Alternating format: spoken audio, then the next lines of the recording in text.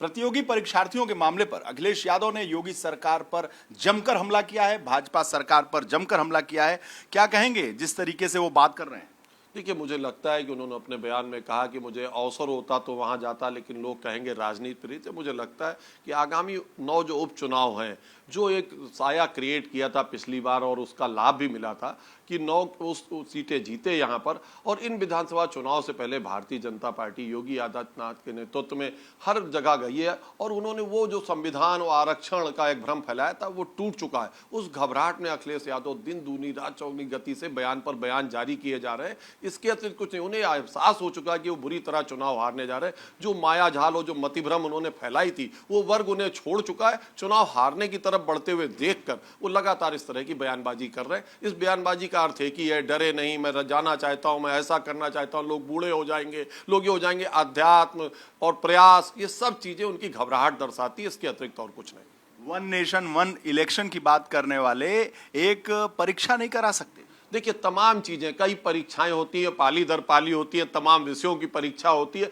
उसकी तुलना मुझे लगता है अखिलेश जी तो विदेश शिक्षा लेने गए थे और उसके बाद भी अगर उन्हें लगता है कि कई विषयों पर परीक्षा एक ही समय एक से तरह तरह का पैटर्न होता है परीक्षा का, परीक्षा को परीक्षा तक रहने दें, क्योंकि वो जिस तरह पढ़े और ऊंचाई तक पहुंच गए वो सब जानते हैं। तमाम ऐसे राज परिवार है राजनीतिक जिनके बच्चे तमाम तरह से पढ़े और जब उनकी राजनीति नहीं रही तो उनकी पढ़ाई लिखाई भी खत्म हो गई। परीक्षा परीक्षा की तरह होगी, चुनाव चुनाव की तरह रहेगा। तो ये भी कह रहे हैं कि इलेक्शन के बाद हट जाएगी कुर्सी? देखिए, मुझे लगता है कि ये बार बार अगर नहीं कहेंगे इलेक्शन के बाद कुर्सी हट जाएगी तो घबराहट कैसे दर्शाई। पूर्ण बहुमत की सरकार है, चाहे केंद्र में हो चाहे प्रदेश में। अखिलेश जी की आकांक्षा कहीं भी पूरी होने वाली नहीं।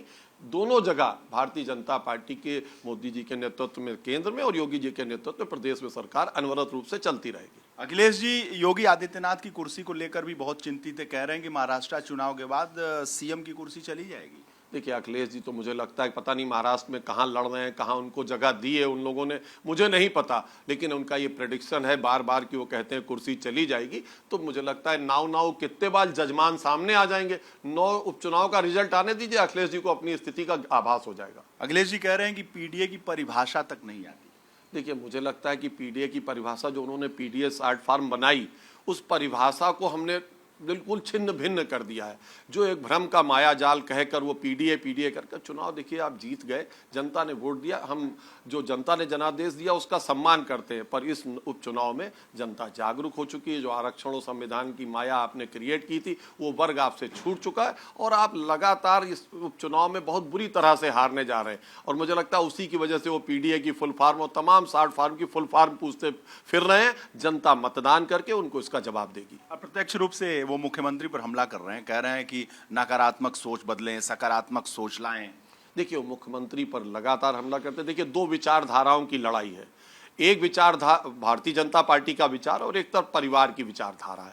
हमारा नेतृत्व आदरणीय योगी आदित्यनाथ कर रहे हैं और विपक्ष इस समय मान लिया जाए तो अखिलेश यादव जी नेतृत्व कर। ये 2 पर्सनालिटी का भी क्लैश है और 2 पार्टियों की विचार और परिवार की लड़ाई है। मुझे लगता है जनता अपने मतदान से जो साया है उसे साफ कर देगी कि किसको नेतृत्व देने जनता जा रही है। इस उपचुनाव में स्थिति साफ हो जाएगी। बहुत बहुत धन्यवाद आपका।